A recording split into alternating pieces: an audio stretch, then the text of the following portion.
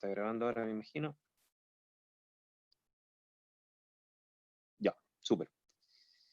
Bien, entonces les recuerdo en lo que estábamos. Si algo pasó acá, ya. Les recuerdo lo que estábamos. Estamos viendo el tema de alfabetización científica. Sí, se escucha mejor que el PC, por eso lo estoy haciendo en celular, porque se me ocurrió hacerlo por celular, no le tenía mucha fe a este tema de Zoom por celular, y parece que funciona mucho mejor.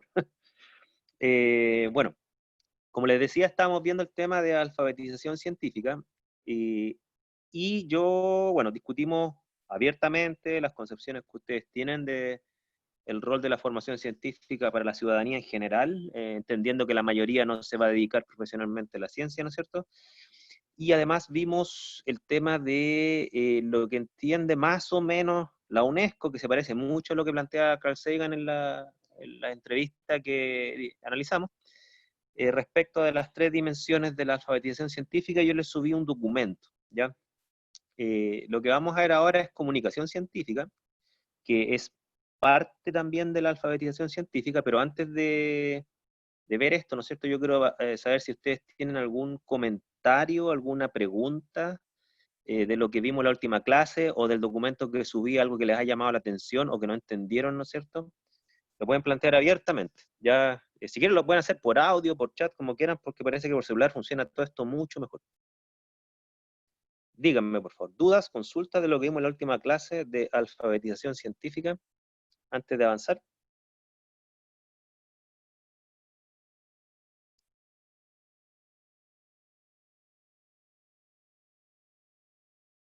¿Alguna duda, alguna consulta?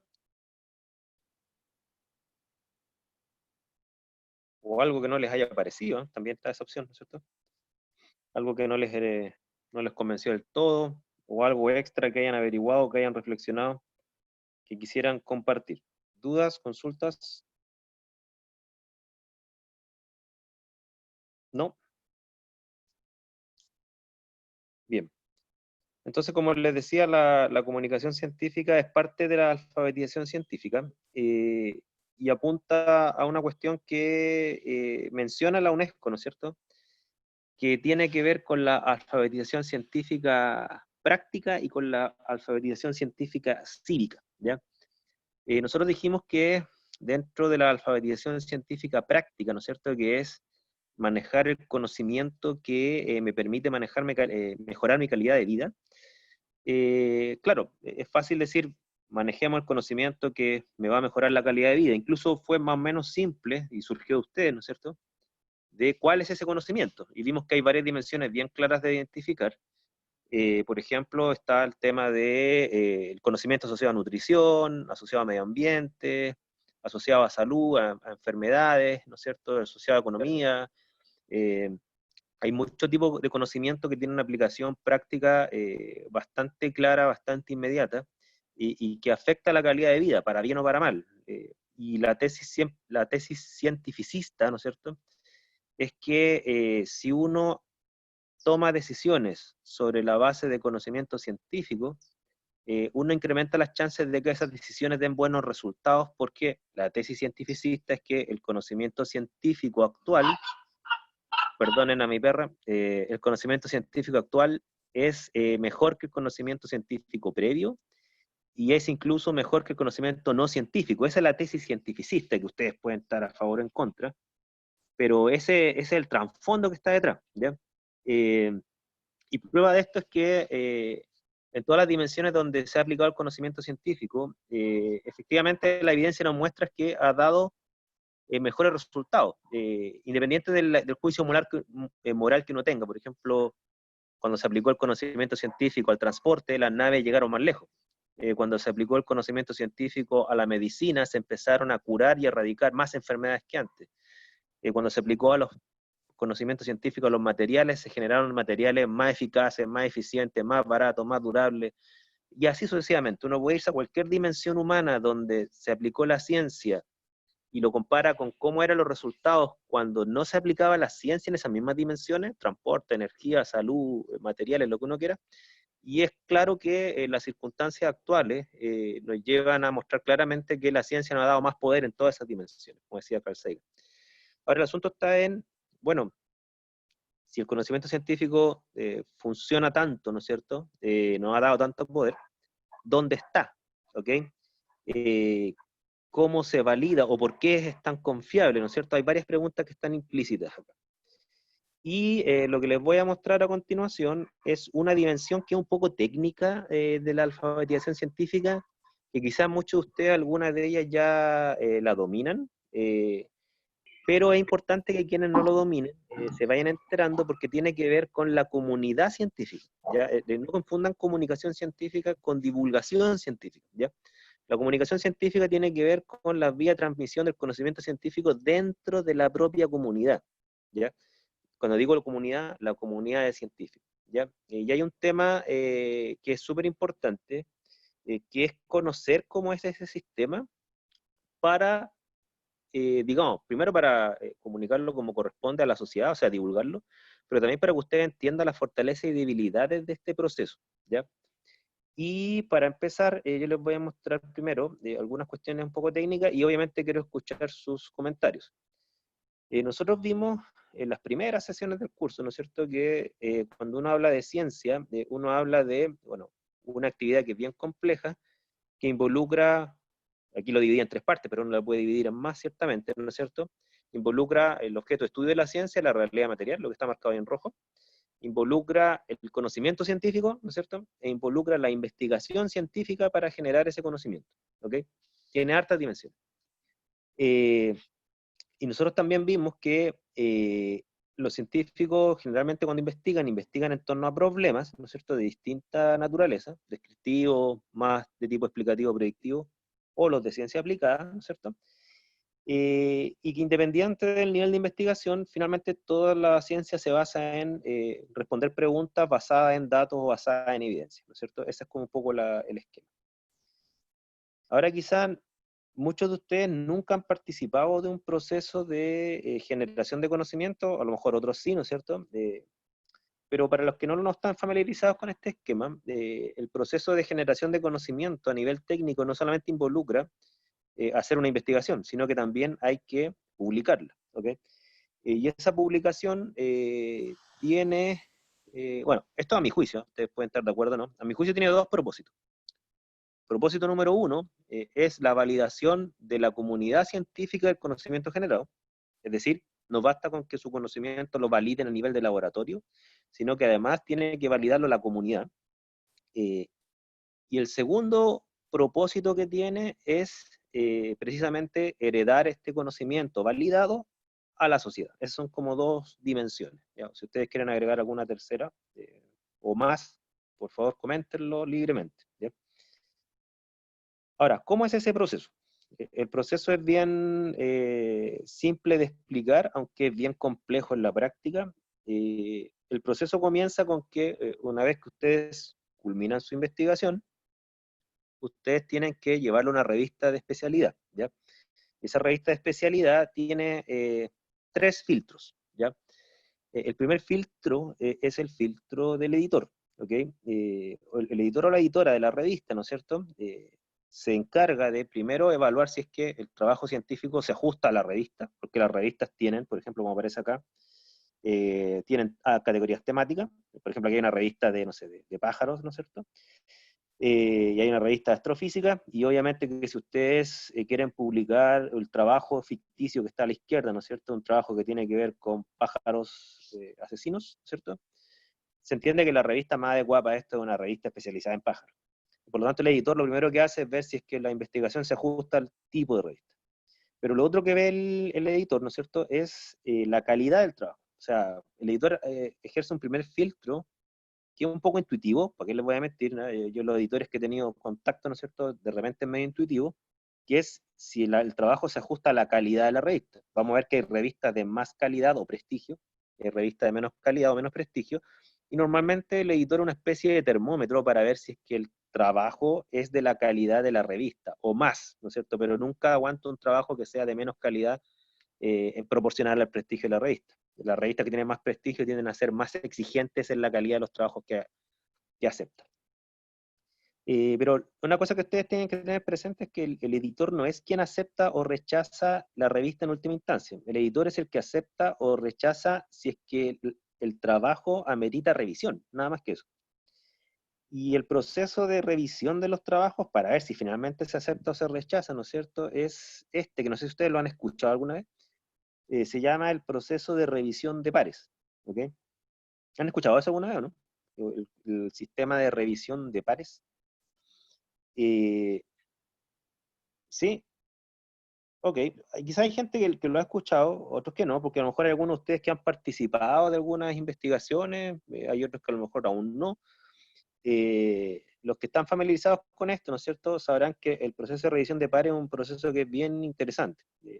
Uno manda su trabajo, ¿no es cierto? El editor, supongamos que le da el visto bueno, lo pasa al nivel de revisión de pares, y se llama pares porque son científicos especialistas de la misma área a los cuales se les manda ese trabajo, ¿no es cierto?, con una pauta de evaluación, y esos científicos son los que aceptan o rechazan el trabajo en base a estándares científico-técnicos, ¿ya? Por ejemplo, hay, bueno, todos los que hemos publicado en este sistema, bueno, hemos sido, obviamente, enjuiciados y también hemos sido los verdugos, por así decirlo. Yo, de momento que ustedes publican un trabajo, o publican un mínimo número de trabajos, quedan en la base de datos como un científico productivo y por lo tanto le tienden a llegar después trabajos para ser revisados. O sea, yo he sido científico que publica y también he sido revisor, y eso es común, ¿ya? Y esa pauta normalmente lo que le preguntan a uno, es que más o menos estándar, son casi todas las revistas iguales, preguntan si el trabajo que se publica es original, o sea, que no es una copia de algo previamente hecho, ¿no es cierto? Preguntan si el trabajo tiene un impacto en el área, que no es una cosa trivial ni anecdótica, ¿no es cierto? Preguntan si es que fue ejecutado de acuerdo a los estándares de la disciplina, y eso muchas veces tiene que ver con cuestiones técnicas, por ejemplo, no sé, si hicieron una estadística adecuada, si hicieron los experimentos como corresponden, si aplicaron las distintas mediciones instrumentales de acuerdo a cómo están establecidos los protocolos internacionales, etc. Eh, lo otro que preguntan es si es que las conclusiones están sustentadas en la propia evidencia que aporta el trabajo. Y esas son más o menos como las 4 dimensiones. Algunas revistas se diferencian un poquito, pero a mí me han llegado a evaluar de varias revistas y son casi todas iguales, ya no hay mucha diferencia. Y normalmente lo que a uno le preguntan, ¿no es cierto?, es si es que acepta o rechaza el trabajo, ¿no es cierto?, o en su defecto, como aparece acá, si es aceptado, pero con algunas correcciones, ¿ya? Que eso es lo más común. Y a mí nunca me han aceptado un trabajo así, tal como lo envié, jamás. Siempre los trabajos que me han aceptado me dicen, ya, se lo acepto siempre y cuando usted haga estas correcciones, o me lo rechazan de lleno, ¿ya?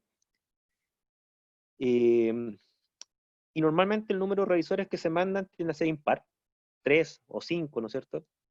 De forma que siempre haya una, digamos, si es que hay diferencias de opinión, se zanja por mayoría, o en su defecto, si es que los revisores son pares, el que zanja la discusión, si es que hay diferencias de opinión entre los revisores, es el editor, ¿ya?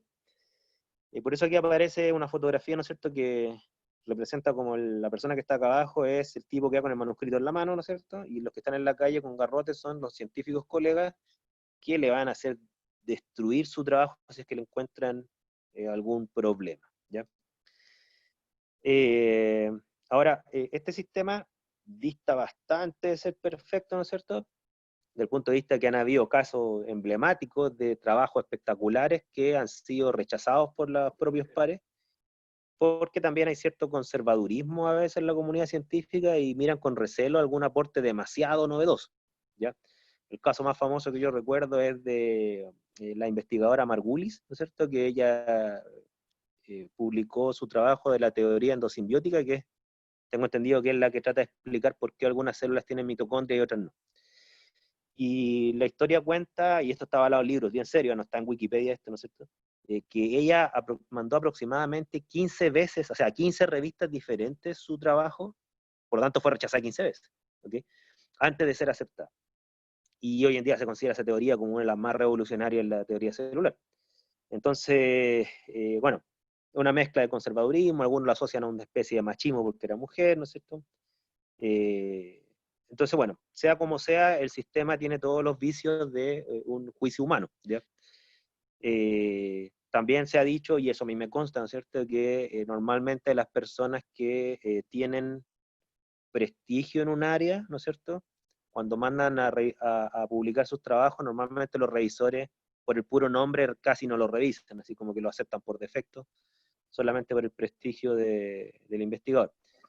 Eso no sé si es tan así, pero de que yo he visto esa tendencia, sí la he visto. Ya, yo les cuento una anécdota.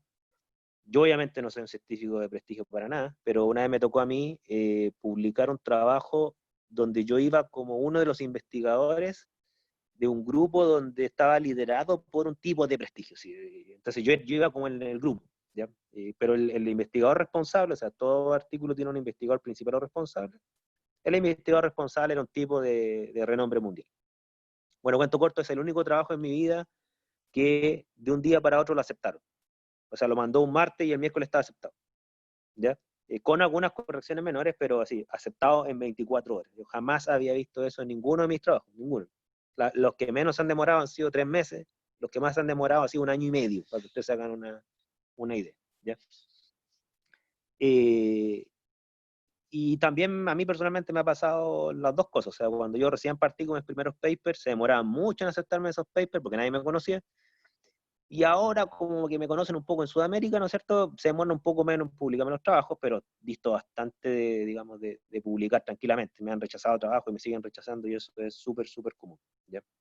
Entonces la comunidad científica tiene las fortalezas y debilidades de toda comunidad humana, ya para que ustedes no vean que esto es una cosa así como perfecta, ¿ya? Pero a pesar de eso, ¿no es cierto? Tiene sus fortalezas porque uno puede tener mis críticas al sistema, pero la pregunta es, bueno, usted critica el sistema súper, proponga algo mejor, digo.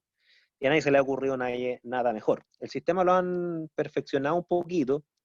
Por ejemplo, ahora se está acostumbrando cada vez más que cuando uno somete un trabajo a revisión tiene que borrarle su nombre y cualquier referencia a su nombre. De forma que los revisores nunca sepan a quién le están revisando el trabajo. Esa tendencia se está generalizando cada vez más.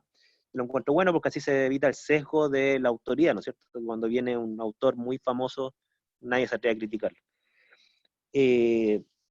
Lo otro que sí está masificado hoy en día es que los pares no se sabe la identidad. O sea, una persona como autora nunca va a saber quién le revisó el trabajo. Yo nunca he publicado un trabajo que yo sepa quiénes son mis revisores, nunca. O sea, la revisión de pares es ciega y se está tendiendo al doble ciego en el sentido que los pares tampoco sepan quién es el autor, autora, ¿no es cierto?, del trabajo.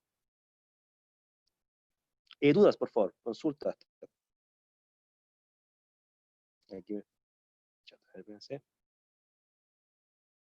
un profe de biología lo calificó de una estafa. O sea, yo creo que decir eso, no me cabe duda que tiene que haber alguna vez una estafa como cualquier cosa humana, pero calificar a todo el sistema como una estafa me parece exagerado. Quizás este profesor tuvo alguna mala experiencia, pero generalizar a todo el sistema no. Estafa para nada, para nada. O sea, ustedes tienen que tener presente también que gracias a este sistema se han detectado fraudes.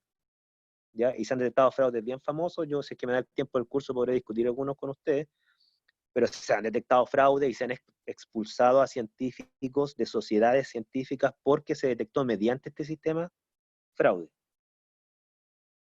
Ya, en otro contexto.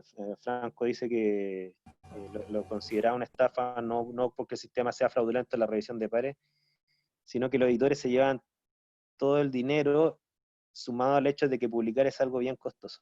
Ya ver, eso que plantea Franco es bien interesante, porque si bien es cierto, ha habido una tendencia a que las editoriales que acumulan varias revistas científicas han tendido como a transformar esto en un negocio lucrativo que tienen a gente trabajando gratis. De hecho, hace como 1 hora atrás acabo de aceptar ser revisor de un trabajo y claro, yo lo hago gratis y nunca a uno le pagan. Y claro, si uno lo mira desde un punto de vista como lo afirma Franco, ¿no es cierto? Yo sería un esclavo de las editoriales porque, para que ustedes sepan, publicar un trabajo tiene un costo. El asunto es quién asume ese costo. Y en el marco de las revistas, ¿no es cierto? Supongamos que aquí en este diapo, ¿no es cierto? Es aceptado el trabajo. Pero aquí hay 2 tipos de revistas. Están las revistas que el costo de publicarlo, porque tengan en cuenta que este paper queda albergado en una base de datos. tiene que haber un trabajo de edición, ¿no es cierto? Tiene que haber un trabajo de albergar esto en el tiempo y llevar un registro, ¿no es cierto? Para que esto no se borre, ni lo alteren, ni nada por el estilo, ¿no es cierto? Ahí voy a responder al tiro la pregunta que me plantea Rafaela, que es otra pregunta bien interesante. Estaba diciendo que esto tiene un costo, y el mínimo costo operativo es el trabajo de edición, el trabajo de secretaría, ¿no es cierto? Que es para quien recibe el trabajo, lo manda a los revisores, compila la respuesta, le comunica a la editora cuál fue la solución, ¿no es cierto? Y después esto se manda a la base de datos, que hay que contratar un servidor, ya. Todo eso es un costo, ¿no es cierto? Aquí hay dos tipos de revistas. Está la revista que el costo se lo da al usuario del trabajo, es decir, si a ustedes les interesa ese paper, páguenlo al descargarlo, ¿ok? Y para que ustedes se hagan una idea, descargar un paper sale entre 20 o 30 dólares, son los precios que yo he visto, ¿ok? O la otra opción es que el costo se le endosa al autor. ¿A qué me refiero a se le endosa al autor? Es lo que se llama Open Access. Es decir, ¿qué es Open Access? Es que yo publicaba en Open Access, pero reconozco que no me puedo dar ese lujo muy seguido. Es que a mí me aceptan mi trabajo y yo tengo que pagarle a la revista, y estamos hablando que pagarle va mucho, entre 1.000 y 2.000 dólares, ¿ok? Para que mi trabajo quede gratis para quien quiera descargarlo, ¿ok? Entonces los costos que tiene que ver de almacenamiento, edición y todo eso, lo paga el autor, pero para que quede gratis para la gente. Entonces hoy en día hay como dos tipos de revistas, están las Open Access y están las cerradas, ¿no es cierto? En donde las cerradas pagará el que descarga el artículo y las Open Access paga el autor. Hay una tercera categoría como media híbrida, es que ese costo se le endosa al usuario, pero las bases de datos científicas hacen como planes de uso, ¿no es cierto? Por ejemplo, la universidad tiene un plan de uso en donde las instituciones pagan a un grupo de revistas para tener acceso, entre comillas, gratuito, porque digo entre comillas porque lo paga finalmente la universidad, gratuito a través de una institución. Por ejemplo, la universidad tiene un convenio con Scopus, ¿no es cierto? Bueno, con varias otras empresas, pero yo lo que más uso es Scopus, donde todas las revistas que están en esa base de datos, gran parte de sus trabajos, no todos, porque la universidad no alcanzó a pagar el servicio premium, o sea, pagó el servicio como estándar, donde a la mayoría de las revistas no tienen acceso, no a todas, y a través de un servidor de la universidad, ustedes se pueden meter a Scopus y descargar esos papers, entre comillas, gratis porque la universidad ya los pagó. Y ahora, ese servicio es terriblemente caro, ¿ya? Para que ustedes se hagan una idea, ese servicio de Scopus, la Católica del Paraíso no lo pagó sola, la pagó con el Consejo de Rectores, las universidades del Consejo de Rectores, hicieron literalmente una vaca para llegar a un acuerdo con Scopus, y tengo entendido que esta cuestión valía entre 200.000 y 300.000 dólares al año, una cuestión así monstruosa, para que ustedes se hagan una idea. Y respondiendo a la pregunta que me planteaba Rafaela, que la voy a leer de nuevo, en ese caso, ¿qué beneficio trae ser revisor para el revisor? Ya, mira, te voy a responder así a nivel individual. Yo no sé si todos mis colegas pensarán igual que yo. Para mí, personalmente, el beneficio de ser revisor son dos. ¿Ya? Número uno, estar dentro del sistema te permite a ti calibrar mucho mejor tu trabajo. Por ejemplo, el hecho que a mí como revisor me lleguen las pautas de evaluación de la revista, ¿no es cierto? Esa pauta de evaluación que no lo saben los autores, lo saben los revisores, ¿no es cierto? A mí me permite después tener mucho más claro qué énfasis tengo que poner cuando yo redacto mis manuscritos. Ese es como un conocimiento de experiencia que me permite poner muy claro cuáles son los énfasis. Porque muchas veces uno pone el énfasis en el manuscrito, en el resultado, en la conclusión, pero no en la novedad. Por ejemplo, de destacar la novedad del trabajo respecto a lo que se venía haciendo. A mí personalmente yo antes no hacía eso y ahora reconozco que lo hago con mucho énfasis. No sé si lo hago bien o mal, pero que le pongo harto empeño a eso, le pongo harto empeño. Eh, y a mí, en función del tiempo, esta experiencia de revisor me ha permitido, creo yo, escribir mejor los trabajos, y prueba de eso es que tengo una tasa de publicación más alta que la que tenía al principio, ¿ya? Entonces es un conocimiento como de experiencia. El otro beneficio que trae, que es bien así como quizás tangencial, pero hoy en día las revistas están reconociéndolo, ¿no es cierto? A uno le dan una especie de certificado de revisor, ¿no es cierto? Por ejemplo, una vez al año las revistas emiten certificado y dice, ya, usted, persona tanto, le doy un certificado y le agradezco por haber revisado 3 trabajos de nuestra revista este año. Y ese documento, que es como un mini diploma, aunque no lo creas, forma parte de los currículos de los investigadores, ¿ya? Y esos currículos a veces te sirven para tu promoción académica, porque en parte ser revisor es una especie de reconocimiento a tu expertise en el área, ¿ya? O sea, no le mandan a revisar un trabajo a cualquier persona, se le mandan a revisar a una persona que tiene cierta frecuencia de publicaciones en un área, ¿ya? Entonces, ahí está como el doble beneficio. Quizás no es mucho, pero bueno, algo es algo. Ahora, claro, yo tengo colegas que dicen, yo no, si no me pagan no hago nada. Tengo colegas que tienen esa parada, y bueno, bien, respetable. Yo todavía soy medio ingenuo quizá en eso. Waldo, Sí. mira, con respecto a las revistas, como tú las has clasificado, o sea, como es, cerradas y abiertas, con respecto a las abiertas, ¿cómo es la calidad de ese tipo de revistas? ¿Está tan alta como, tiene altos estándares y son buenas realmente como, o están en vías de eso con respecto a las cerradas, a las otras que son muy alto prestigio? Fíjate que el hecho que sean abiertas o cerradas, no he visto yo una relación con la calidad, es simplemente una postura como política y de mercado de quién paga esto, ¿ya? Eh, lo que sí es que poco a poco más revistas están optando por la categoría Open Access por dos cosas. La primera es que si tú tienes los papers liberados para los usuarios, porque el costo lo pagó el autor, ¿no es cierto?, la probabilidad de que ocupen esos trabajos es mucho mayor. Y a la revista le beneficia, como vamos a ver más adelante, le beneficia mucho a una revista que citen sus trabajos, por un índice, que es el índice de citación, ¿no es cierto?, que es el que le da prestigio a una revista. Entonces las revistas se están dando cuenta que si lo dejan Open Access, el acceso al público es mucho mayor. Entonces yo no he visto una tendencia que sea mejor o peor en la revista, pero sí son más citadas. Y eso no es menor. Ahora, para que ustedes hagan les voy a contar dos casos. Yo tengo cierta conexión directa con dos editores de dos revistas. Ya, la primera es la revista de la Sociedad Chilena de Química, porque yo soy de la Sociedad Chilena de Química, que tiene una revista internacional, ¿no es cierto?, que se llama el Journal of Chilean Chemical Society. El nombre es medio raro, pero bueno, así se llama. Y fíjense que esta revista tiene un sistema bien especial, ¿eh? Los costos de publicación los asumen los miembros de la sociedad. Yo, por ejemplo, soy miembro de la Sociedad Chilena de Química y tengo que pagar una cuota, ¿no es cierto?, que poco, son como 7.000 pesos o algo así, mensuales, pero somos varios, o sea, somos cientos de miembros de eso, entonces tiene igual harto ingreso la sociedad, y parte de esos ingresos lo ocupa en lo que son costos de edición y mantención de los servidores y todo ese cuento. Entonces, los que publican en el boletín de la Sociedad Chilena de Química, publican en modalidad Open Access y no les cobran nada a los autores, porque en el fondo los que pagamos somos los miembros de la sociedad. Eh, entonces, para explicarte un poco ese contexto, que no veo relación entre calidad y el sistema, ¿ya? Lo que sí es cierto, y lo que les voy a mencionar más adelante, es que no todas las revistas tienen el mismo prestigio. Eso lo voy a explicar en unos minutos más. No sé si tienen más preguntas, dudas respecto a esto, ¿no es cierto? No hay apuro, así, si no terminamos esto hoy día, lo terminamos el jueves, no hay problema. Más dudas, consultas.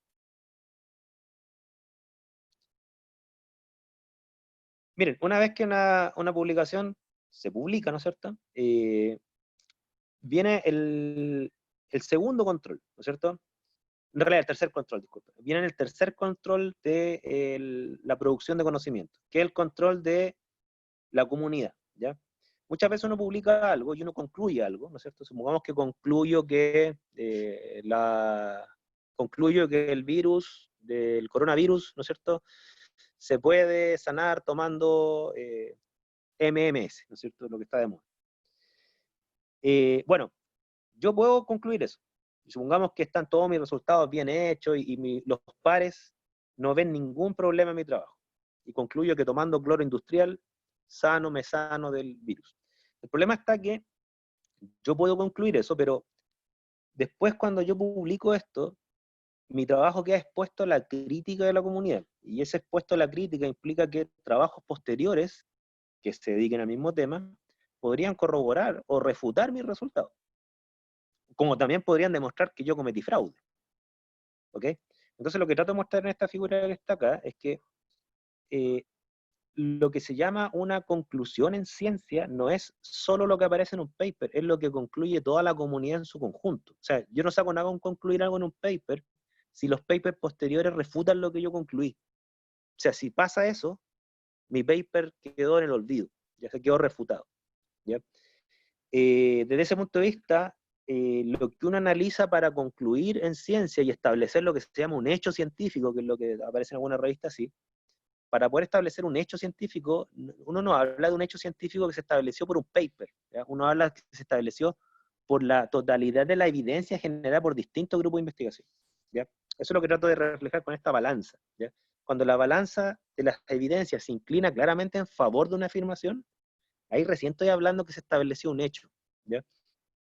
Así más o menos funciona la ciencia, por eso uno nunca debe, a nivel social, ¿no es cierto? Uno nunca debe utilizar un paper a nivel social para decir o dar recomendaciones, ¿ya? Uno tiene que utilizar la totalidad de la evidencia, ¿ya?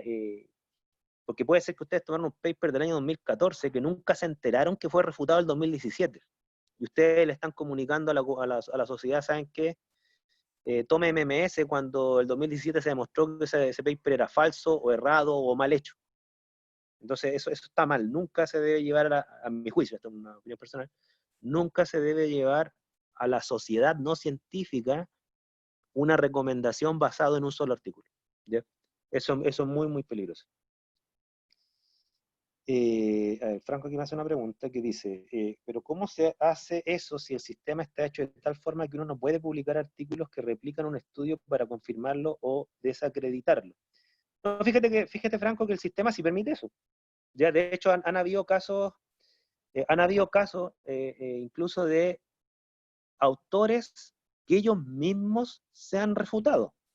Un caso bien famoso hace como 3 años atrás, de una, creo que era una premio Nobel de medicina, si mal no recuerdo, que ella publicó un trabajo en Science, y después ella al año siguiente publicó un trabajo en Nature demostrando que se había equivocado.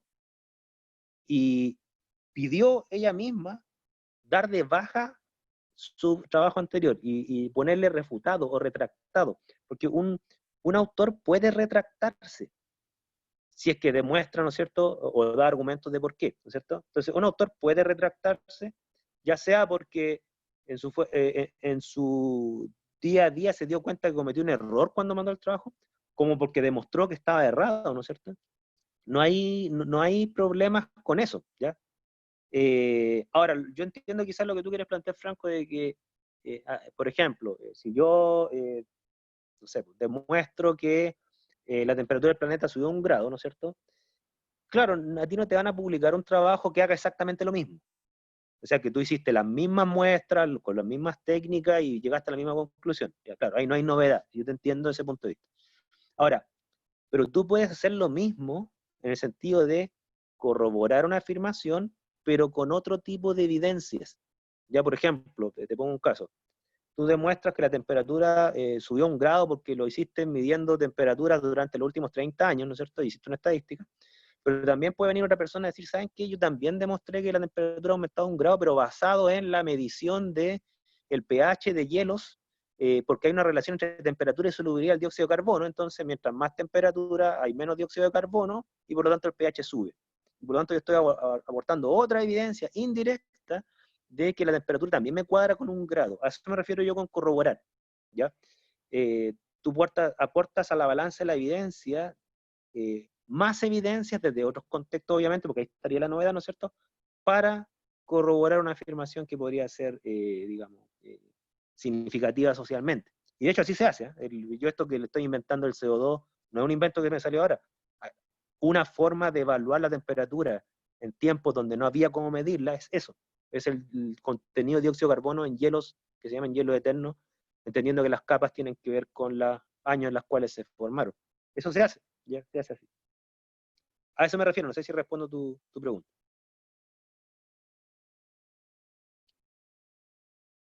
Ahora, acá, como la balanza de la evidencia, ¿no es cierto?, implica que hay que analizar la totalidad de la evidencia, ¿no es cierto? Y ese trabajo puede ser muy abrumante para una sola persona. Eh, hay, eh, hay personas, ¿no es cierto?, científicos, grupos de investigación, ¿no es cierto?, que se encargan de hacer esto, que se llama hacer las revisiones. O sea, para que una persona no tenga que estar leyendo 3 meses, ¿no es cierto?, trabajos para ver si hay alguna conclusión, bueno, le encargan a una persona o a un grupo de personas expertas en un área que haga una revisión, es decir, que se dé el trabajo de repasar la literatura para ver si es que hay conclusiones respecto a un tema, ¿no es cierto? Y aquí les pongo una captura, ¿no es cierto?, una revisión de los controles, control de una enfermedad por vacuna, ¿no es cierto? Aquí hay un review sistemático que hizo un grupo de personas, ¿ya? Yo nunca he hecho un review, a pesar que ahora estoy en proceso de eso, me encargaron un review justo en un área que yo investigo y que tengo cierta expertise. Una revista me encargó una revisión. Me dijo, o sea, que te puedo hacer una revisión tú de esto, tú que has trabajado en esto, por favor, hazte una revisión. Estoy en eso, ¿ya? Y estoy leyendo como muchísimo, ¿ya? Entonces, mi opinión, esto es una opinión personal, mi opinión es que las revisiones científicas sí son muy útiles para la sociedad. Entonces, si ustedes quieren decirle a alguien, como yo lo hice en su momento, tengo hasta un video que se lo voy a subir, recomendarle a la sociedad si es bueno o malo vacunar a niñas de 9 años por el virus papiloma humano, ¿no es cierto? Búsquense las revisiones científicas respecto de la eficacia, los efectos secundarios de esa vacuna, para ver si hay conclusiones, y si hay conclusiones a nivel de revisión, ahí hay un conocimiento de muy buena calidad. ¿Ya? Aquí me están preguntando algo. Ah, no, pensé que me habían preguntado algo. Dudas, consultas, mientras ladra mi perro. Dudas. ¿No? Waldo, ¿cómo es posible que se hayan filtrado algunos grandes fraudes? No son muchos, afortunadamente, pero lo que se han producido ha sido de gran, o sea, han sido muy grandes Sí. y de mucho peso, por así decirlo. ¿Ah? Sí, no, hay varios casos. ¿Eh? Está el caso de, bueno, cómo se filtró la publicación de Wakefield respecto de la relación entre la vacuna y el autismo, que se demostró después que era un fraude. Hay una investigación de Nakamura, creo que un investigador japonés que inventó registros fósiles que nunca existieron porque él mismo los cavaba antes de ir a buscarlos. Bueno, ¿para qué les voy a decir? Está el fraude de la homeopatía y la memoria del agua, hay muchos casos. Ahora, tu pregunta es cómo se filtran, ¿no es cierto? Pero es que, mira, ahí hay que entender que el sistema no es perfecto, ¿ya? O sea, a mí, por ejemplo, cuando me llega a revisar un trabajo, me llega un Word, y con tablas de datos, gráficos, ¿no es cierto? Y uno lo primero que tiene que hacer como revisor es actuar de buena fe, es decir, lo que están ahí, esos datos, son reales, no son inventados. Una persona hábil te podría inventar datos, y datos coherentes. Y uno, como revisor desde un computador, es imposible eh, mostrar que esos resultados son falsos desde un computador. Ahora, lo que sí es cierto es que reconociendo ese problema de que uno como revisor actúa de buena fe, y que buena fe se refiere a lo que estoy leyendo real, no es inventado, ¿no es cierto? Hay algunas instituciones, ¿no es cierto?, que tienen como un control adicional a la revisión de pares. Mire, yo la institución que más recuerdo, aunque no me recuerdo el nombre de la institución, pero es una institución de investigadores, creo que en farmacología. Voy a preguntar al Javier Bravo, que él está al tanto de eso, ¿no es cierto?, que se encarga de reproducir experimentalmente trabajos con aporte significativo. O sea, literalmente hacen una revisión experimental. Pero pasa que tener dinero. O sea, porque imagínense, si yo soy revisor y me llegan, ¿sabes qué? Revísate si es que estos resultados son reales, yo tendría que reproducir los experimentos. ¿Se fijan? Y eso es mucha plata y tiempo.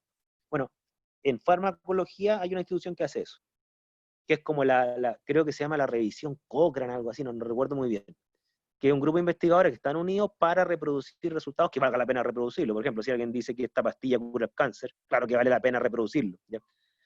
Entonces, ahí hay un caso, ¿ya? La revista Nature de repente se reserva el derecho de exigirte reproducir los resultados. ¿Ya? De hecho, el fraude de la homeopatía se descubrió más o menos así, ¿ya? Le asignaban la memoria del agua a una solución con anticuerpos, ¿no es cierto? Publicaron unos trabajos que supuestamente la memoria del agua, el agua memorizaba la capacidad de los anticuerpos que estaban compuestos en ella. Los resultados estaban súper bonitos, y después mandaron una comisión de Nature al laboratorio para que reproduciera frente a la comisión esos resultados, y no lo pudieron lograr, y demostraron un fraude, ¿ya? Bueno, pero esos casos son excepcionales, entonces así se explica por qué pasa esto, ¿ya? No es perfecto el sistema, y poder detectar un fraude experimental toma mucho tiempo y dinero, ¿ok? Entonces, ¿a qué apela la comunidad? Es decir, bueno, si actuamos de buena fe y evaluamos lo que está escrito como que fuese cierto, si llegara a ser falso, igual existe la posibilidad que el día de mañana un grupo que tome ese paper y trate de corroborar sus hallazgos o reproducir esos resultados para otros contextos, lo va a denunciar. Entonces, en función del tiempo, igual la probabilidad de que un paper se detecte como fraude, igual existe. Rafael me pregunta, ¿qué sanciones existen para estos fraudes? Ya, mira, en las sanciones te lo voy a comunicar como a dos niveles. Hay un nivel que es a nivel de la revista. Por ejemplo, yo sé de editoriales que, por ejemplo, tú publicas un paper y tu paper fue fraudulento, pero justo se te ocurrió publicar un paper de la editorial Elsevier, que acumula un gran porcentaje, casi todas las revistas científicas. Bueno, la sanción es que se te prohíbe publicar en cualquier revista científica del Elsevier. O sea, quedas, no sé, con más de la mitad de la revista sin poder publicar. Y eso para toda la vida. Algunos tienen el tiempo de expiración dependiendo de la gravedad del fraude. Pero la mayoría de las expulsiones de las sociedades científicas o de la posibilidad de publicar son para toda la vida. Las sociedades científicas tienen tienen sus propias políticas. Hay sociedades científicas que te expulsan para toda la vida. O sea, no puedes ir a los congresos, ¿no es cierto? No puedes publicar en revistas que sean de esa sociedad, si es que tiene alguna revista. Y de ahí vienen las sanciones propias del país. Por ejemplo, en Japón es cárcel, al tiro, ¿ya? De hecho, han habido científicos que se fueron a la cárcel por mentir en publicaciones. En Chile no hay una política, hasta que yo conozca, ¿no es cierto?, que no hay una política de que te va a generar una sanción, por ejemplo, en CONICET o ANIT, ¿no es cierto? Sería interesante, no sé, si alguien sabe alguna sanción establecida, me avisa. Yo he participado en revisión de proyectos Fondesit y nunca me han dicho a mí, esta persona está vedada por una sanción ética. No, no. ¿Ya?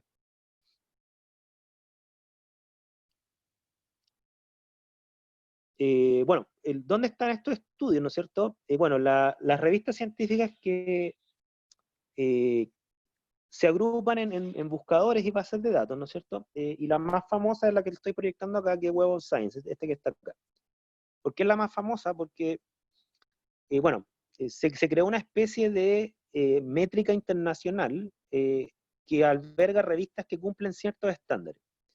¿Estándares de qué? Estándares de control de revisión de pares y estándares éticos, que es un poco la pregunta que estaba haciendo Rafael. Entonces, ¿qué es lo que hizo una institución que se llama el Web of Science y que ahora lo cambiaron que agrupó además la metrología de todo este cuento que lo voy a explicar a continuación? El Web of Science, ¿qué es lo que hace? Abrió una especie de convocatoria y dijo ya, quien tenga los siguientes requisitos, revisión de pares internacionales, por ejemplo, es decir, que una revista que recibe trabajos, pero los pares que revisan están repartidos en todas las partes del mundo, no son todos de un solo país o de una sola universidad. Revisión de pares internacionales, revisión ciega, que saque al menos 2 números al año, que tenga un código de ética de publicación, ¿no es cierto?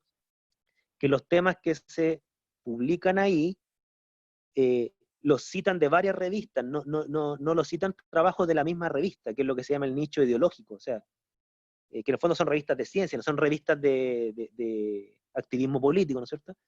Si cumplen con todos esos requisitos, Web of Science los aceptaba en su base de datos, ¿no es cierto? Y esta institución empezó a generar prestigio, y el prestigio es de tal nivel que hoy en día estas son las revistas que se llaman WOS, Web of Science, WOS, ¿no es cierto? La revista WOS son las que, cuando uno publica en ellas, son las que son reconocidas en todas partes del mundo, ¿ya? Entonces los currículum, tanto de investigadores individuales, como yo, por ejemplo, como de instituciones, los rankings internacionales de universidades, cuando analizan la productividad científica de las universidades, casi todas consideran las papers de revistas que están en Web of Science. Y los papers de revistas que no están en Web of Science no siempre son considerados. Por ejemplo, la OCDE considera Web of Science. ¿Ok? El Ministerio de Educación tiene como ranqueada la Universidad Chilena con varios indicadores, uno de ellos cuántos doctorados acreditados tienen, pero otra es cuántos papers Web of Science sacan al año. Y en base a eso ranquean a las universidades, ¿no es cierto? Y hay un financiamiento, parte del financiamiento que recibimos por parte del Estado depende de la posición del ranking. ¿Okay? Entonces esta cuestión tiene consecuencias económicas grandes, ya grandes. La universidad, la nuestra, ¿no es cierto?, ha hecho esfuerzos bien grandes por mantener una productividad no solamente adecuada, sino que creciente en el tiempo, para estar en el segundo nivel del ranking de universidades, ¿ya? Hasta hace como 5 años atrás estaba en el tercer nivel, ahora está en el segundo. Y pasar del tercero al segundo le significó un par de miles de millones de pesos extra en su presupuesto por parte del Estado, para que ustedes se hagan una idea que esto no es algo trivial, ¿ya? Entonces Web of Science acumula esto, ¿no es cierto? No sé si ustedes saben, en nuestro instituto, no en nuestro instituto, en nuestra facultad de ciencias, hay una revista Web of Science, que lo tienen los biólogos, ¿ya? Creo que se llama así como el Journal de Biotecnología, Journal of Biotechnology, que maneja la editora en jefe de esa revista, y quien la creó esa revista es la profesora Graciela Muñoz, ¿ok? Es un logro bien grande, tener una revista internacional que está aceptada en Web of Science, ¿no es cierto? Manejada por un solo instituto con recursos muy pocos, ¿no es cierto? Es un logro gigante, ¿ya? Ahora, Web of Science tiene sus propios buscadores, que les estoy mostrando a continuación, ¿no es cierto? Hay más buscadores que albergan revistas de Web of Science y de otras categorías. Por ejemplo, el que ocupo yo harto es Scopus. Ahí están todas las revistas Web of Science para buscar paper ahí, ¿no es cierto? Pero también hay una revista que se llama categoría Scopus, que es como la segunda división, por así decirlo, ¿no es cierto? Las revistas que postulan todos los años a Web of Science antes entraron al sistema Scopus, que es un poquito menos exigente, y ahí postulan a Web of Science, y es como es como el torneo de fútbol de pasar de primera B a primera A. Es como, bueno, tú entras a Scopus primero y después puedes que entres a Web of Science. Y todos los años Web of Science también expulsa a revistas, ¿ok?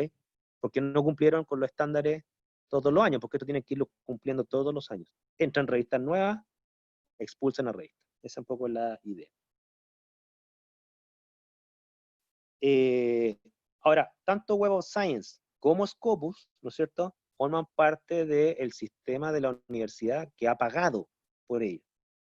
Ya sea, ustedes no pueden acceder a Web of Science desde su casa, no pueden acceder a Scopus desde su casa, tienen que acceder desde un IP de una universidad al Consejo de Rectores, o el otro IP que les puede servir si es que ustedes trabajaran en el Ministerio de Ciencia y Tecnología. Ciencia y Tecnología, ahí ustedes pueden acceder. Yo he estado conectado a los IP del Ministerio porque he participado en revisiones de proyectos, y ahí uno puede entrar también a esta base de datos.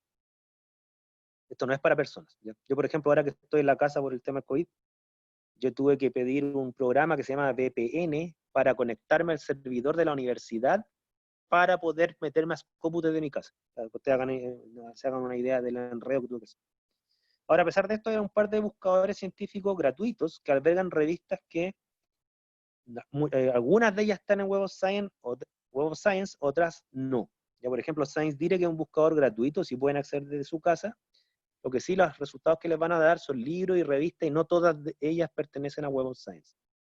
Cielo es una base de datos de categoría, es más un buscador latinoamericano, ahí hay más trabajos mayormente en español o portugués. La gran mayoría de las revistas que están ahí no pertenecen a Web of Science, muy pocas, algunas sí, pero la mayoría no. ¿Ya?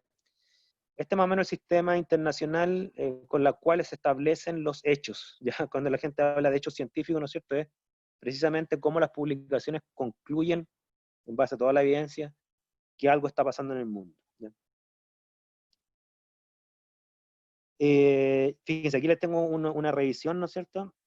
Si ustedes se fijan en lo que está marcado aquí en amarillo, esto que está acá, ¿no es cierto? Este es un review que muestra, estudió los efectos de la homeopatía, y en este review, como muchos otros que estuve revisando, ahí pone una conclusión clara, ¿no es cierto?, que los hallazgos son compatibles con la noción de que el efecto clínico de la homeopatía son efectos placebo. O sea, luego de analizar todos los trabajos que habían hasta la época, ¿no es cierto?, la evidencia claramente se inclinaba a que la homeopatía no es nada más que un efecto placebo. Y algunos de estos hallazgos, cuando son de carácter, digamos, de interés social, pasan a los libros, ¿no es cierto?, y que a ustedes los forman, o forman a la gente en los colegios, etc. Eso respecto a las revistas, ya no sé si tienen alguna duda, consulta, aquí parece que alguien me preguntó, espérense. Ah, no, eso es lo que me había preguntado Rafael la última vez, ya lo respondí. ¿Dudas, consultas hasta acá?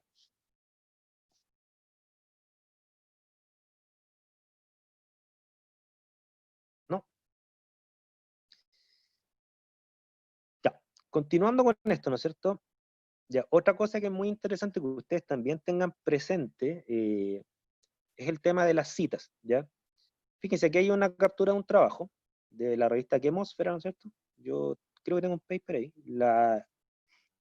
Cuando uno hace un trabajo, normalmente, como nosotros vimos en la parte de epistemología, siempre es importante el conocimiento previo, o sea, en toda investigación científica, dejar establecido hasta dónde se sabe en un tema para decir cuál es el aporte que uno va a hacer en ese campo, ¿no es cierto? El marco teórico es fundamental. Entonces, cuando uno construye un marco teórico, que normalmente se llama introducción en la mayoría de los papers, uno cita trabajos previos. Y esas citas, por ejemplo, aquí yo tomé un extracto de un párrafo que cita a 1, 2, 3, 4 trabajos, ¿no es cierto? Cita a Chen y colaboradores, 2003, a Cavata Pendias, 2004, ¿no es cierto? Cuando uno cita trabajos, el sistema está hecho de tal manera que esas citas quedan registradas. Por ejemplo, si ustedes hacen un trabajo, lo publican, y citan 20 trabajos, esas 20 citas quedan registradas en el sistema de Web of Science, ¿ok? Y generan toda una métrica. ¿Y esa métrica en qué consiste? Consiste en cuántas citas tiene cada trabajo, como también cuántas citas tiene cada revista. ¿Me explico? Por ejemplo, yo aquí en esta captura de pantalla, ¿no es cierto? Me metí al sistema Scopus y puse un término de búsqueda, ¿ok? Y cuando veo los resultados de esa búsqueda, ¿no es cierto? Aquí, fíjense, me aparecen los trabajos a la izquierda. Ah, déjame ver si es que puedo rayar. Déjame ver, ¿podré rayar? No, espérense. Algo hice. Perdón, me equivoqué. Ay, algo hice, perdón. Denme 5 segundos. Algo hice mal. Apreté un botón mal. Déjenme abrir el PowerPoint de nuevo. ¿Me están escuchando? Sí, Waldo. Sí, ah, ya. Denme un segundo que parece que... ¿Están viendo el PowerPoint o no? Yo no lo estoy viendo.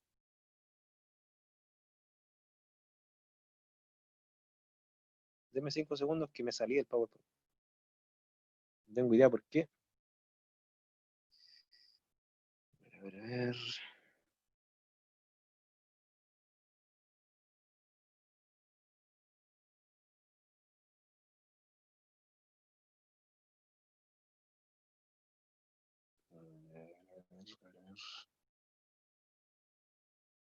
Ya, aquí está. Ya no voy a tocar nada más, voy a mostrarle el PowerPoint que estamos hablando. Ya, entonces estábamos acá.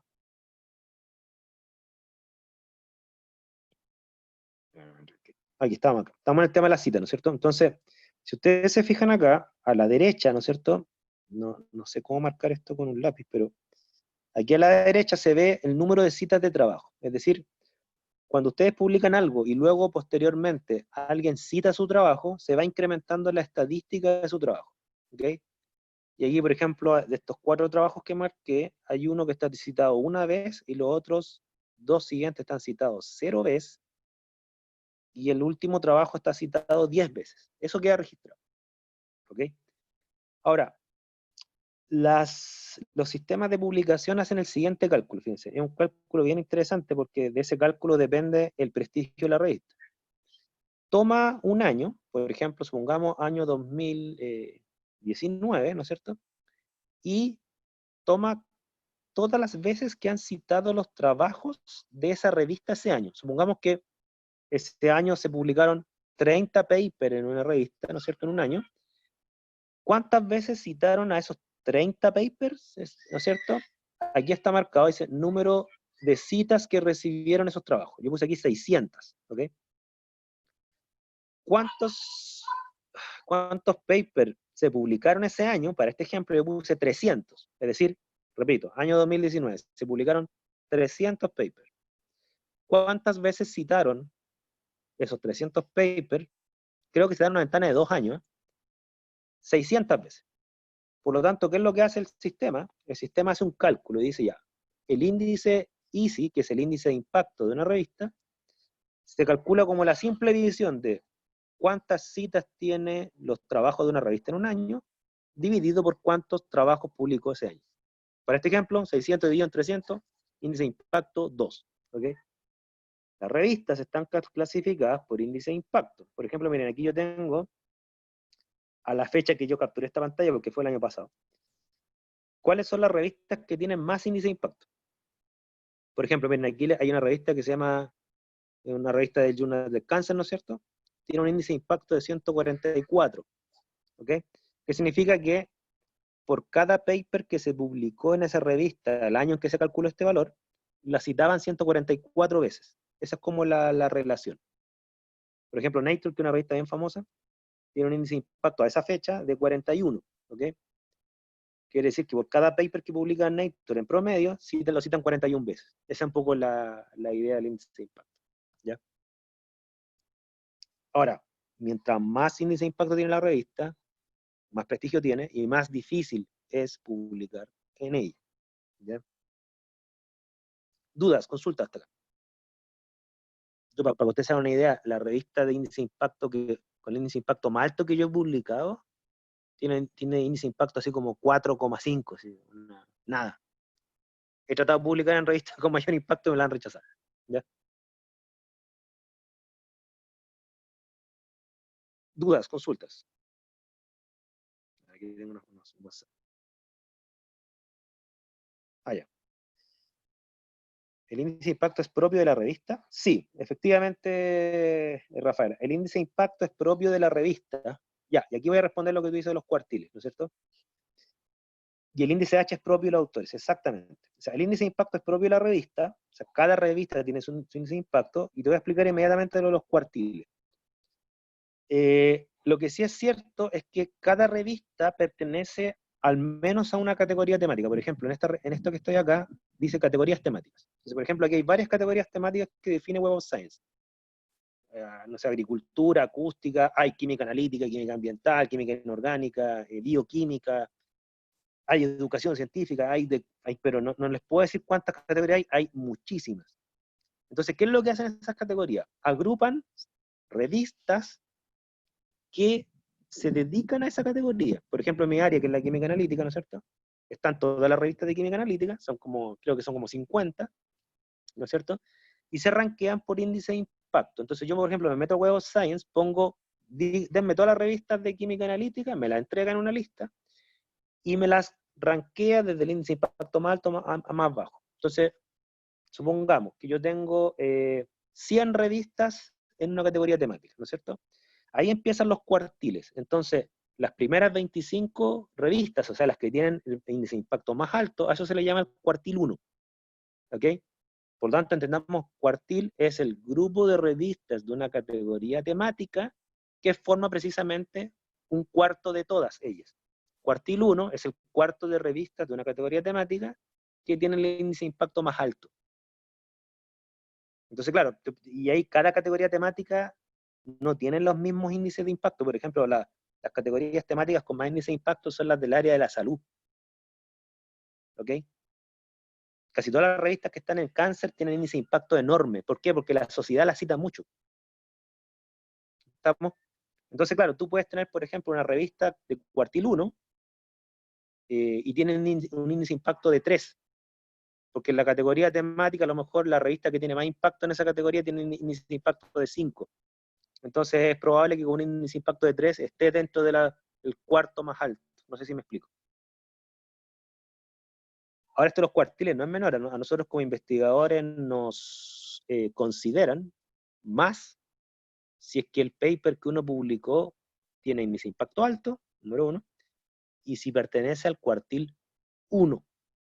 ¿Ya? Esto cambia todos los años, pero por ejemplo, me parece que este año empezó a correr de que si yo publico en una revista de cuartil 1, el peso de esa revista en mi currículum se multiplica por 2. Para que ustedes se hagan una idea. Yo tengo, por ejemplo, un colega español que yo colaboro En un caso he colaborado con él, un tipo con un prestigio mundial enorme, y el tipo me dice que en España, por ejemplo, son más exigentes. Ellos consideran en tu currículum un paper solo si está dentro de las 10 revistas más altas de tu categoría, ni siquiera el cuartil. O sea, porque si en el cuartil entran 30 revistas, supongamos, porque son 120 revistas en total, en España dicen, no nos interesa el cuartil, nos interesan las 10 mejores revistas de cada categoría. Y si tú no publicas ahí, no te contamos ese paper. A ese nivel están los españoles, para que ustedes se hagan una idea de lo exigente que es esta cuestión. En Chile está exigente, pero no tanto como los países que ya nos llevan la delantera. Dudas, consultas. No sé si respondo tu duda, Rafael. Claro, y aquí está lo que se refería a Rafaela, ¿no es cierto? O sea, mira, claro, es por la competencia en el campo, es que son dos cosas. O sea, a ver, piensen ustedes, miren, este sistema de ranqueo de revista y de que cuánto uno publica y cuánto es el índice de impacto y si el cuartil, etcétera, a la mayoría de los investigadores nos carga, ¿ya? Porque dice que nos pone a competir entre nosotros, ¿ya? Pero también mirado desde otro punto de vista, que es un poco la pregunta que plantea Franco, creo haberla entendido, es que los fondos son limitados. Y por lo tanto, ¿con qué criterio repartimos fondos limitados? Porque no se les puede dar a todos. Entonces tiene que haber un criterio de mérito. Por lo menos así lo pienso yo, no sé si ustedes piensan otro criterio, pero casi todos están de acuerdo que tiene que haber un criterio de mérito. ¿Y cómo medimos el mérito de una investigación? Algunos consideran que la productividad del investigador es una garantía de que esos fondos van a ser bien ocupados. Y por lo tanto hay que favorecer los proyectos de investigación, hay que financiar de investigadores que tengan una productividad demostrada. Y eso se demuestra con este indicador. Ese es como el principio que está detrás. Pero obviamente tiene muchas críticas, porque eso significa que uno como investigador tiene que estar publicando en las mejores revistas posibles y todos los años sin parar. Ese es como el esquema. ¿Ya? De hecho, para que ustedes se hagan una idea, CONICET no considera los papers de toda mi vida, considera los papers de los últimos 5 años, porque hay que demostrar una productividad reciente. Uno saca nada con yo tener 70 años de edad, tener 100 papers, pero esos 100 papers los saqué en mis primeros 20 años de vida académica y en los últimos 20 años no hice nada. Eso no vale, ¿no es cierto? Esa es un poco la lógica que está detrás. Entonces, por la competencia del campo, esto sí. Sí, pues entonces, en un campo donde cada vez hay más investigadores, más y mejores investigadores, ¿qué es lo que se hace para seleccionar? Subir los estándares. Subir los estándares. Antes era número de paper, después era el índice de impacto del paper, después era el cuartil al cual pertenecía el paper, después si tú eras investigador principal o eras solamente un colaborador, y así se van sumando y sumando requisitos para filtrar, literalmente.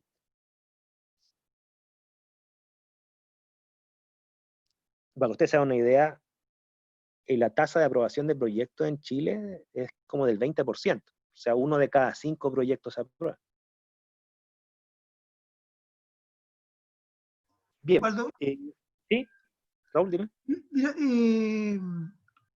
este nivel de exigencia para aprobar proyectos de investigación, no solamente pienso yo, o sea, además de de lo que se ha conversado, tiene que ver también con el fin último, tal vez, que va en beneficio de la sociedad, de las personas, de los seres humanos, o sea, tiene que ser un alto estándar de calidad y de producción, porque en el fondo esto apunta a los seres humanos, a las personas. O sea, yo te encuentro la razón, lo que pasa es que las críticas contra este sistema pasan también por un argumento bien de peso, que lo discutíamos la otra vez, creo que Rafaela lo planteó en su momento, era que, claro, si tú estás en una rueda donde tienes que entonces publicar a cada rato para mantenerte con un currículum, digamos, inflado para poder ganarte los fondos, igual esto fomenta un poco la investigación científicamente mediocre, porque significa que tú tienes que hacer investigaciones a corto plazo. Porque si a mí se me ocurre hacer una investigación que va a culminar en 5 años más, y que con eso voy a lo mejor entender las bases del universo, pero voy a sacar un paper en 5 años, y no voy a tener ningún financiamiento de nada, entonces, porque mi currículum va a ser 0. Entonces, claro, si uno aplicara este sistema a la carrera de Albert Einstein no se hubiera ganado nada, ¿Se fijan? Albert Einstein hubiese quedado así como con un currículum horriblemente malo, porque no tenía suficiente número de paper. No sé si me explico. Entonces, para la investigación profunda que te lleva a hacer aporte revolucionario, este sistema no favorece la reflexión, favorece la producción. ¿Te fijas? De hecho, se ha dado, la estadística ha mostrado que el número de autores por paper se ha incrementado enormemente. ¿Por qué? Porque claro, si tú sacas 3 papers, pero en cada paper van 8 personas, esas 8 personas incrementan su currículum.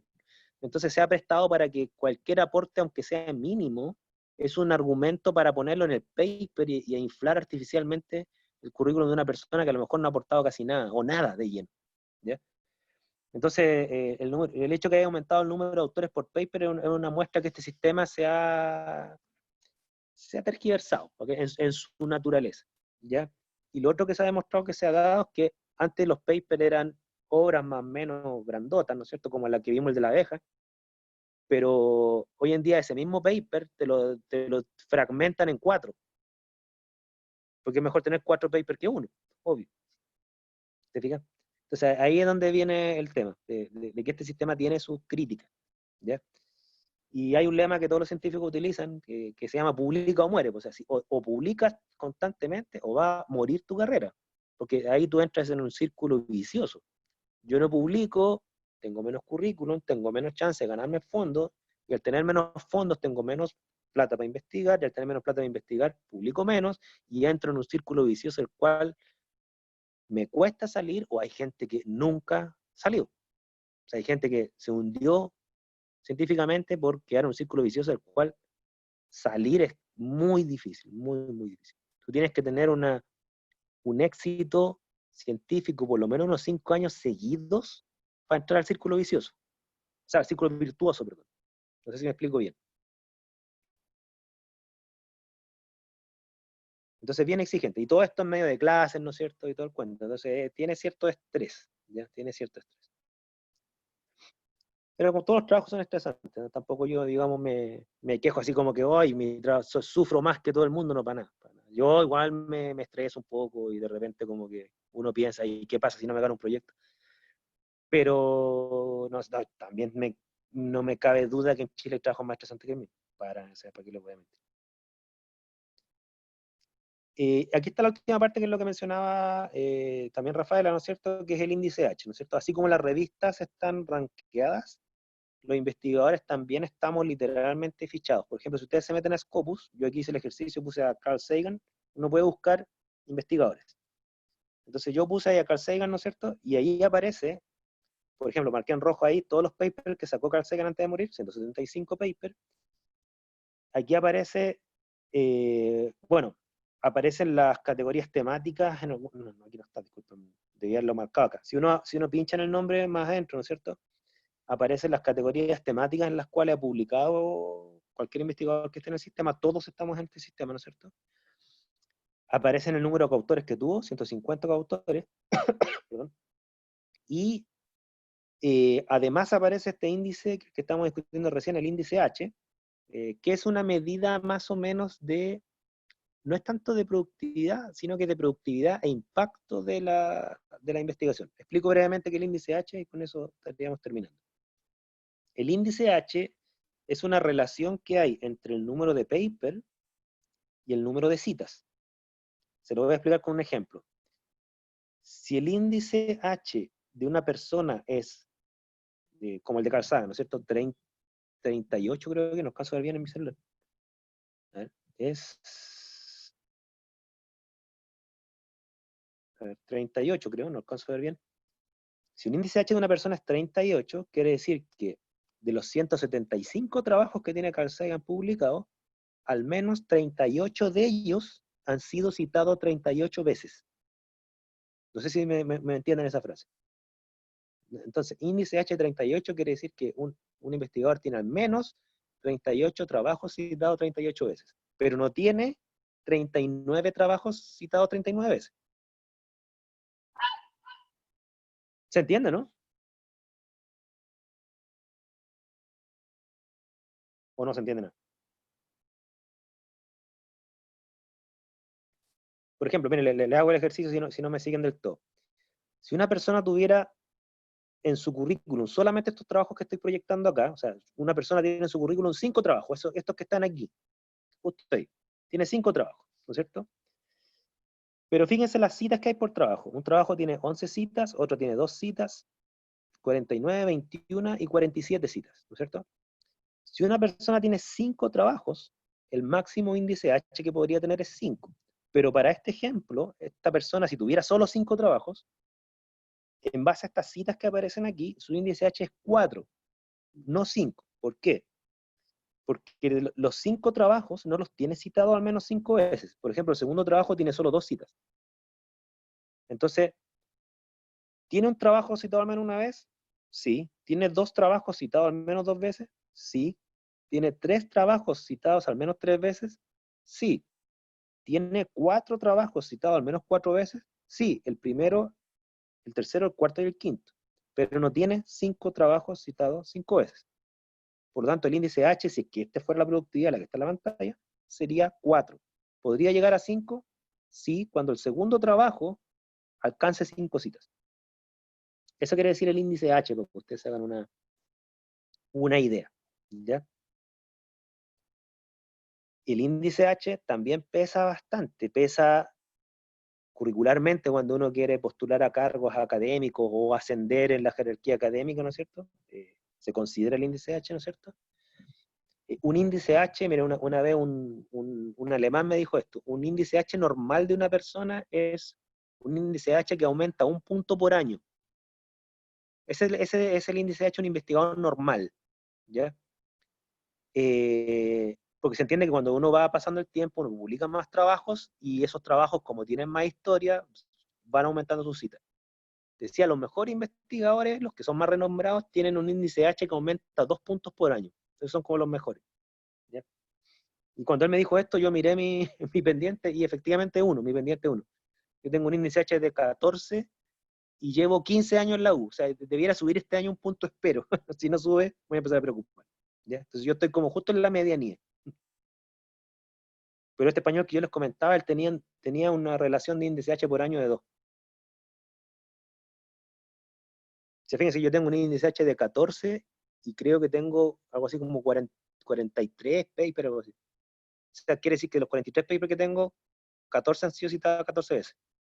No tengo más. Me falta que me lo citen más para aumentar mi índice H. Y es lo normal, ¿eh? Mi currículum no es bueno ni malo, es normal. Entonces, este uso social que se da en Chile, se da para postular a los fondos, ¿no es cierto? Cuando uno postula en línea, a uno le piden ahí, como aparece ahí, agregue sus artículos, ¿no es cierto? Agregue sus libros, agregue los proyectos que se ha ganado, agregue las patentes, si es que tiene alguna, ¿no es cierto? Etcétera. Y eso es lo que a uno le consideran como parte de la postulación, sumada a la postulación misma del proyecto, para ver si le dan o no los fondos. Y yo, para terminar, fíjense que una vez me tocó un caso en donde en un litigio legal de una empresa, entre empresas, ¿no es cierto? Están dos empresas en un litigio legal, y ese litigio legal involucraba como un juicio científico respecto a un tema, era un tema como de fertilizantes, creo. Y me acuerdo yo porque, bueno, una de las gerentes de esa empresa me escribe a mí, que yo había trabajado en esa empresa, y me escribió y me dice, ¿me puedes buscar el índice H de estos 2 investigadores? Y yo llego y se los bajé, se los busqué en Scopus, se los bajé, se los mandé. Ya me explicaba, porque la contraparte tenía un científico en su staff legal, ellos también, y querían literalmente mostrar qué científico era el que pesaba más a la hora de opinar. Y una forma de mostrarlo el índice H, para que ustedes se hagan una idea. O sea, esto se está llevando hasta el plano legal, yo quedé sorprendido. Eso, entonces, este es el esquema de comunicación científica, ¿ya? Yo voy a terminar simplemente esta parte indicándoles qué relevancia tiene esto para el término del curso, ¿ya? Yo al final de este curso les voy a pedir que ustedes hagan una herramienta de divulgación científica, ¿cierto? Basado en conocimiento científico, pero el conocimiento científico que está aquí, en el Web of Science. Y quiero que busquen trabajos buenos. Y cuando digo buenos, me refiero a reviews de revistas científicas con un buen impacto y que hayan sido citados. ¿ya? Eso es lo que quiero, quiero que ustedes recojan material de calidad para comunicar lo que van a comunicar, ¿ya? Que no sea un paper que encontraron en Google, que nadie sabe si es de Web of Science, nadie sabe su impacto, nadie sabe su categoría temática, nadie sabe si ha sido citado o no, nada, no. La idea es que ustedes recurran a conocimiento científico de calidad. Muy poca gente sabe o puede hacer esto, ¿ya? La idea es que ustedes lo hagan. Vamos a resolver cómo darle acceso a esto, porque este trabajo estaba pensado cuando ustedes tenían conexión a la U. Si no la tienen, ahí voy a dar una manera de facilitarles esos trabajos, ¿ya? Eso. ¿Dudas, consultas?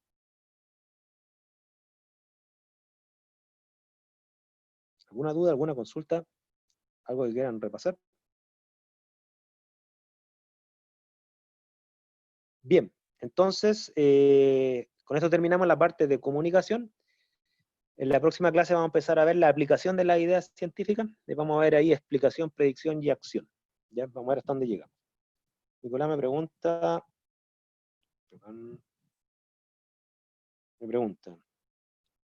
lo último que mencionó no entendí bien, ¿no? El trabajo final. Ya, lo que pasa es que recuerden que este curso tiene dos bloques. Tiene bloques de evaluaciones parciales, que eran 7, si mal no recuerdo, como mínimo, y tiene un trabajo final, que es un trabajo de divulgación científica o alfabetización científica, que implica tomar conocimiento científico para divulgarlo en alguna dimensión de la alfabetización científica, práctica cívica o cultural.